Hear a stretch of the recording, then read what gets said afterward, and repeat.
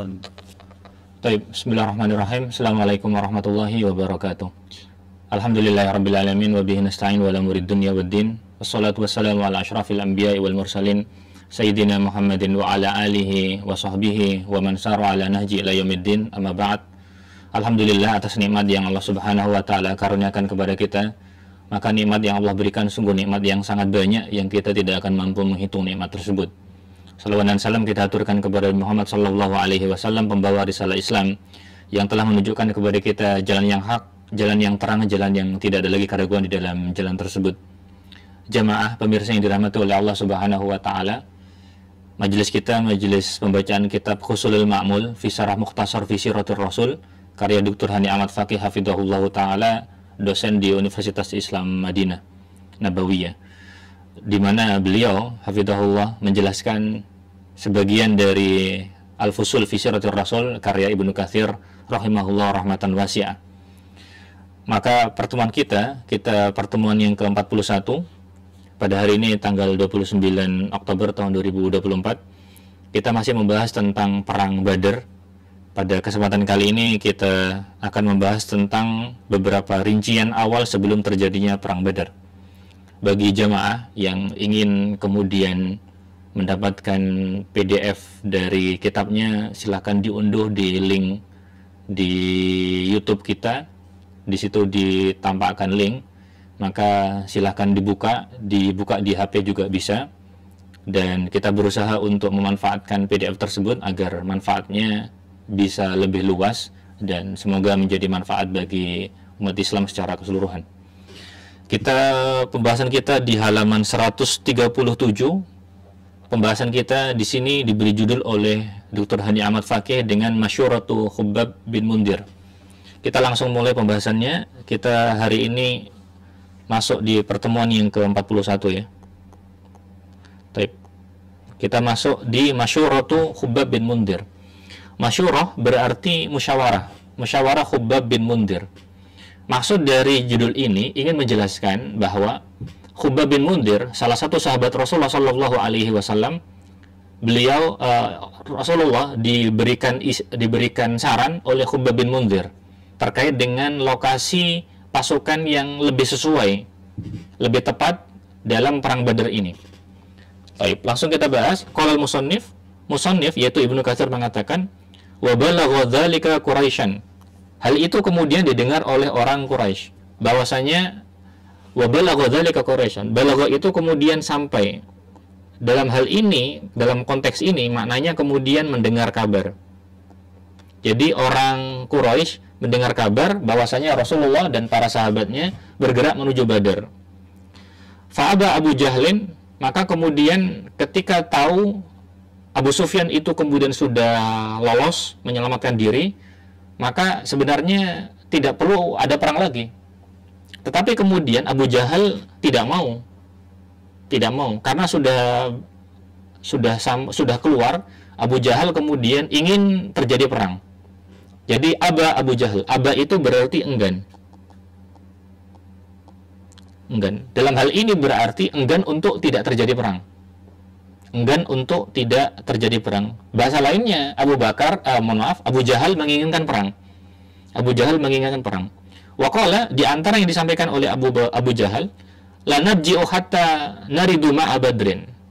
Kita tidak akan pulang hatta naridu, sampai kemudian kita naridu. Naridu berarti kurang lebih maknanya datang.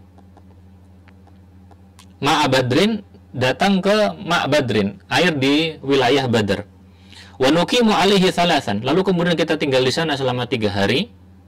Wa nashrabul khamar, lalu kemudian meminum khamar. Khamar berarti beralkohol ya. Baik, sehingga minuman yang beralkohol disebut dengan nama khamar. Kenapa disebut khamar? Karena khamar maknanya menutupi. Maksudnya adalah menutupi akal.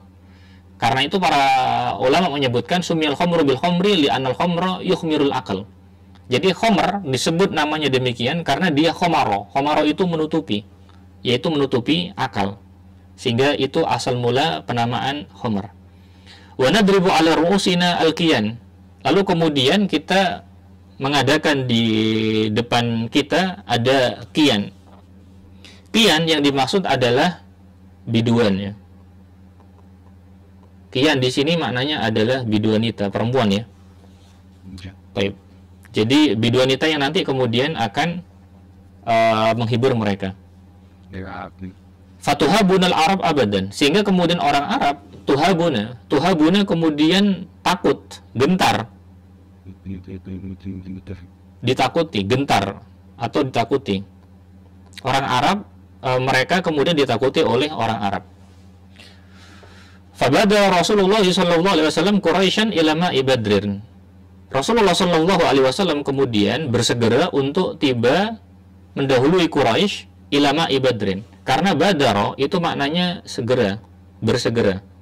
Maksudnya Rasulullah mendahului Quraisy untuk datang ke air di sungai di tempat air di Badar.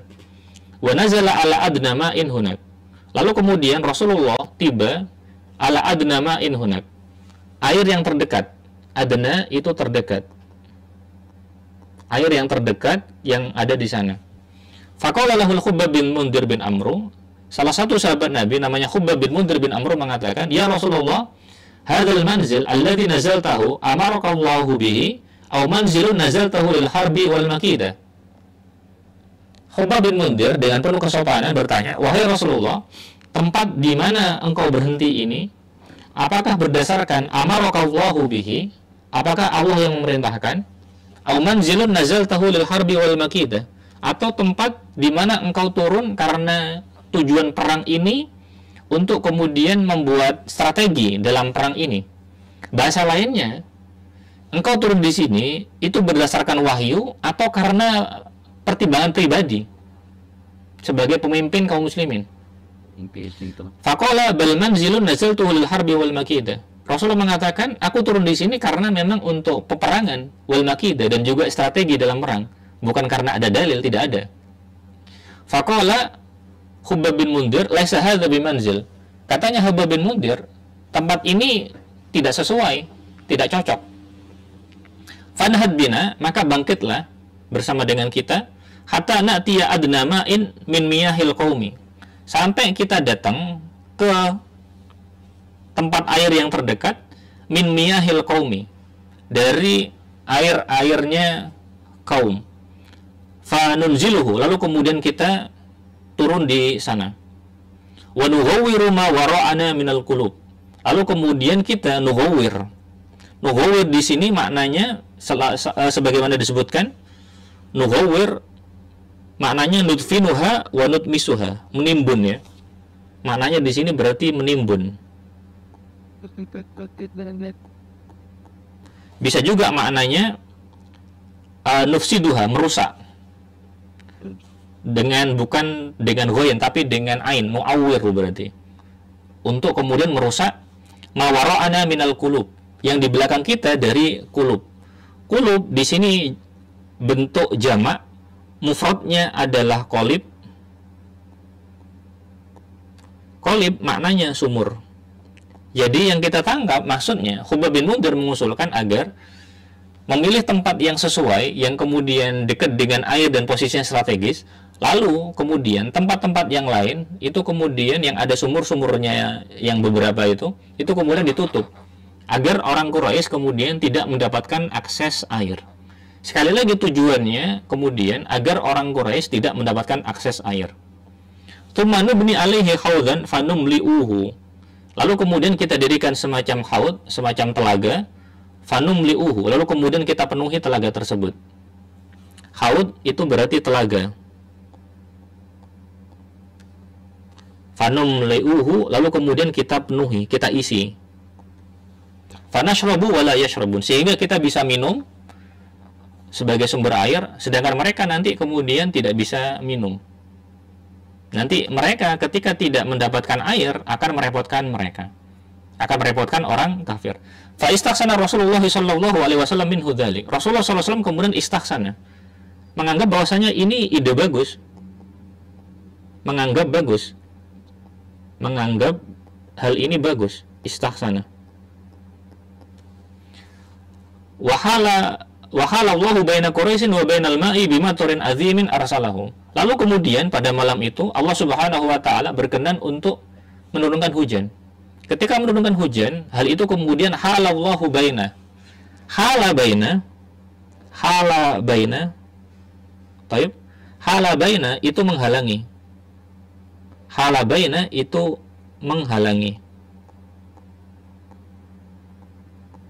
Hala baina itu menghalangi. Rasulullah sallallahu subhanahu wa ta'ala menghalangi antara Quraisy dan antara air. Baik. Hala baina. Allah Subhanahu wa taala menghalangi Quraisy dengan air dengan perantaraan hujan yang kemudian deras turun.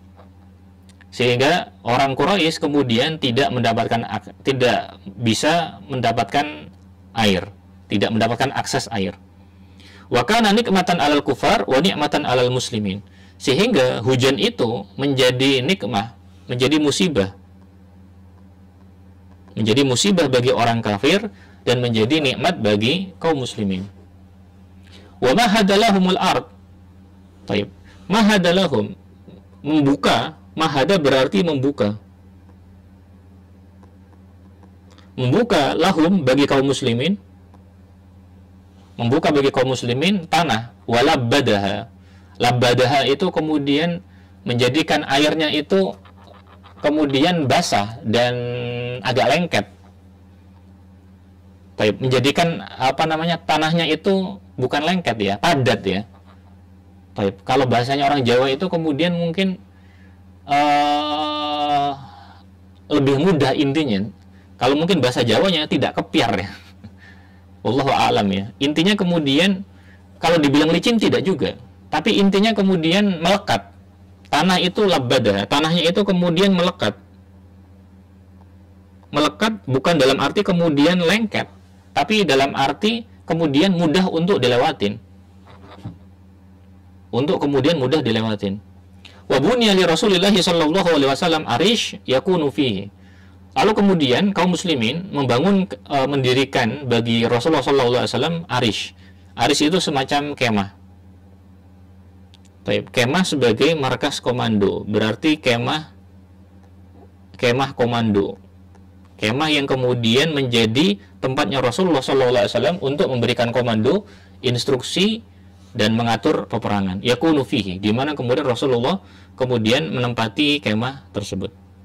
Baik, kita lanjutkan di halaman setelahnya, al-kalam alaihi min wujuh. Dr. Hani Ahmad Fakih memberikan penjelasan akan pembahasan ini dan menyebutkan al-kalam alaihi min wujuh. Pembahasan ini bisa disampaikan dari beberapa sisi. Qaulu Abi Jahal, perkataan Abu Jahal, la narji'u hatta naridu badron ila akhirih. Kita tidak akan balik ke Mekah. La narji'u, kita tidak akan kembali, kita tidak akan pulang. Tidak akan pulang ke Mekah, tetapi kita kemudian mendatangi Badar. Karena Abu Jahal menginginkan perang. Abu Jahal nggak mau pulang. Abu Jahal menginginkan perang. Dzakara Ibnu Ishaq fi sirah biduni isnad. Disebutkan dalam sirah Nabawiyah dengan tanpa sanad ya, tidak ada tanpa sanad, tidak disebutkan sanadnya. Kemudian yang kedua, wa masyuratul khubbab. Musyawarah dari khubbab. Di sini bisa makna bebasnya itu saran atau masukan. Masukan dari khubbab waradat min turukin katsirah dha'ifah. Jadi periwayatan tentang sarannya Khubbab agar Rasulullah tidak berhenti di situ, tetapi kemudian memilih tempat lain yang lebih dekat dengan air, lalu kemudian sisa-sisa dari sumur-sumur yang lain itu kemudian ditutup ya, untuk menutupi akses air bagi orang Quraisy. Maka periwayatannya itu periwayatan yang banyak, tetapi kemudian lemah. Lakinnaha tataqawwa bimajmu'iha, tetapi kemudian saling menguatkan dengan begitu banyak periwayatan yang ada. Karena itu tataqawwa, semakin kuat atau menjadi kuat. Riwayat yang banyak itu menjadi kuat bimajmu'iha dengan kumpulan dari begitu banyak ini, watartaki, sehingga kemudian naik derajatnya. Sehingga kemudian derajat hadisnya bisa dibilang adalah hasan li ghairihi. Derajat hadisnya adalah hasan li ghairihi. Kita tahu bahwa ada istilah bahwa hadis itu hasan li ghairihi. Karena sebenarnya hadisnya dhaif, tetapi karena diriwayatkan oleh banyak periwayatan, lalu kemudian ada syarat-syarat lainnya. Intinya dengan banyaknya periwayatan ini kemudian bisa diputuskan bahwa periwayatan ini hukumnya hasan li ghairihi dengan banyaknya itu tadi. Dan juga nanti ada syarat-syarat lain yang tidak disebutkan di sini. Kama qala al-Baqit Ahmad Bawazir, sebagaimana disebutkan oleh orang yang menulis bahas namanya Ahmad Bawazir. Di mana Ahmad Bawazir ini membuat tulisan, kalau tidak salah tesis ya, membahas tentang Ghazwatul Badr dari segi periwayatannya. Kemudian wafiha, dalam kisah ini dilalatun ala iltizamihi alaihi salatu wassalam bil akhdi bimabda'i syura. Hal ini menjadi dilalah. Dilalah itu menjadi bukti bagaimana Rasulullah SAW itu iltizam. Iltizam itu kemudian konsisten bil akhdi bimabda'i syura, untuk mengambil prinsip. Mabda' itu prinsip. Prinsip musyawarah, prinsip syura. Sehingga Rasulullah kemudian memutuskan suatu perkara berdasarkan musyawarah. Fima la nassa fihi. Catatannya adalah fima la nassa fihi min kitabin aw sunnatin. Ketika tidak ada nas. Nas berarti dalil. Ketika tidak ada dalil, bukan dari wahyu, wahyu tidak ada, maka kemudian Rasulullah berijtihad. Maka ketika berijtihad, meminta musyawarah, meminta masukan dari para sahabat yang lain.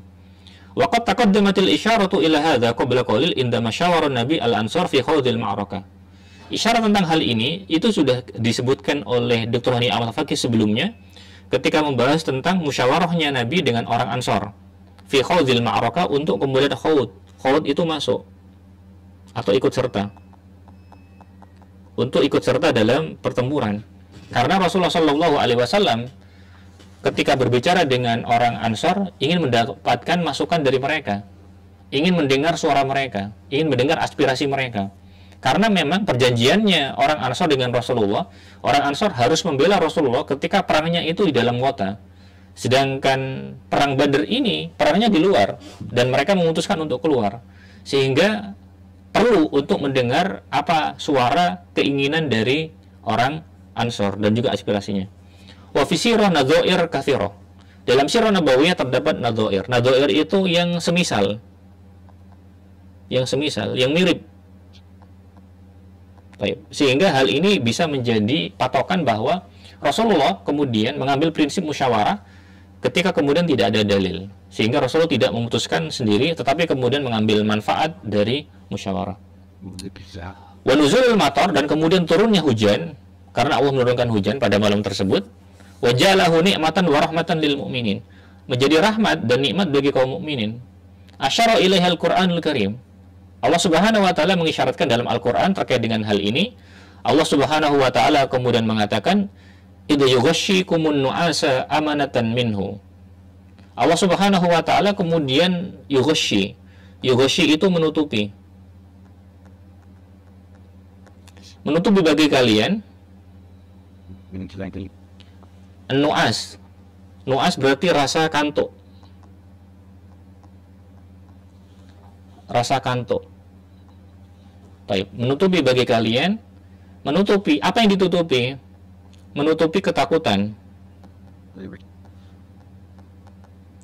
Menutupi ketakutan. Menutupi ketakutan tersebut dengan nu'as, dengan rasa ngantuk. Sehingga kemudian ketika ditutupi dengan rasa ngantuk, hal itu kemudian menjadi amanatan. Amanatan itu kemudian tentram. Mereka kemudian diberikan ketentraman oleh Allah Subhanahu wa taala dengan hujan tersebut. Sehingga hujan bisa menjadikan orang tentram. Dan rasa kantuk yang diturunkan kepada mereka dengan hujan tersebut itu menjadikan mereka tenang, menjadikan mereka kemudian tentram. Setelah sebelumnya mereka kemudian diliputi ketakutan. Wa yunazzilu 'alaikum minas sama'i ma'an, dan menurunkan dari langit bagi kalian ma'an, air. Tujuannya apa? Liyutahhirakum, untuk kemudian mensucikan bihi, dengan air tersebut. Mensucikan dengan air tersebut.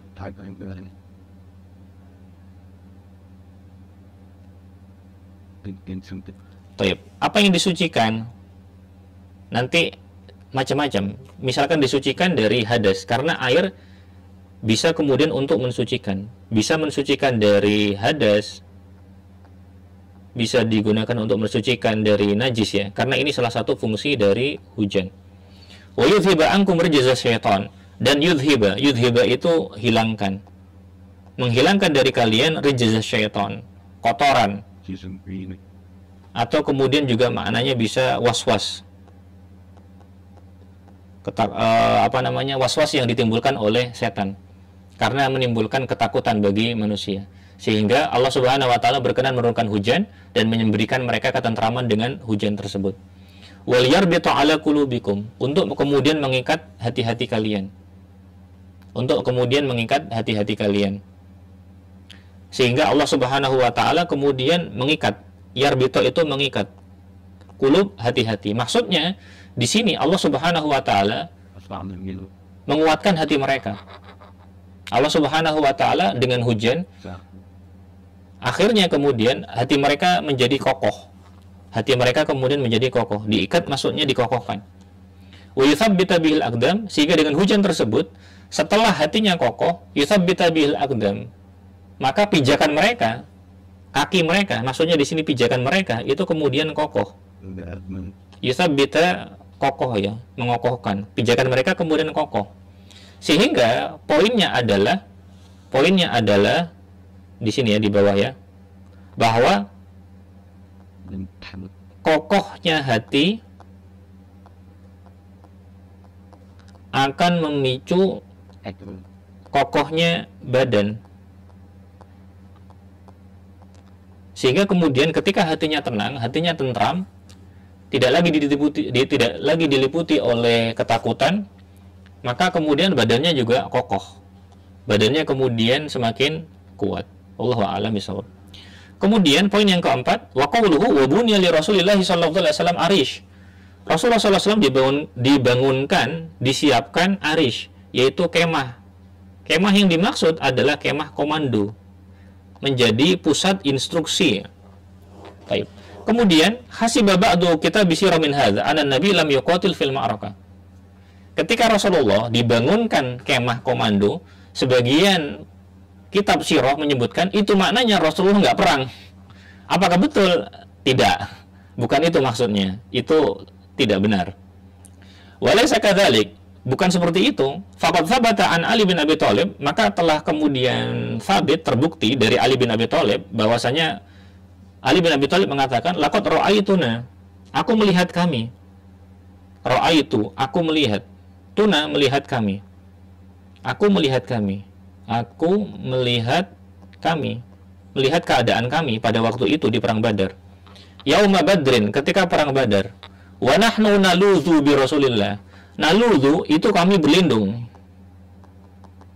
Kami berlindung kepada Rasulullah sallallahu alaihi wasallam. Wa huwa aqrabuna. Rasulullah itu orang yang paling dekat. Aqrabuna itu paling dekat. Paling dekat dari musuh. Rasulullah itu kan orang paling berani, sehingga para sahabat itu berlindung dengan Rasulullah karena mereka di belakangnya Rasulullah. Ini menunjukkan keberaniannya Rasulullah Shallallahu Alaihi Wasallam. Rasulullah pemimpin, Rasulullah di depan, dan ini teladan dari Rasulullah Shallallahu Alaihi Wasallam. Sehingga para sahabat keberaniannya tidak seperti keberaniannya Rasulullah. Mereka di belakangnya Rasulullah Shallallahu Alaihi Wasallam.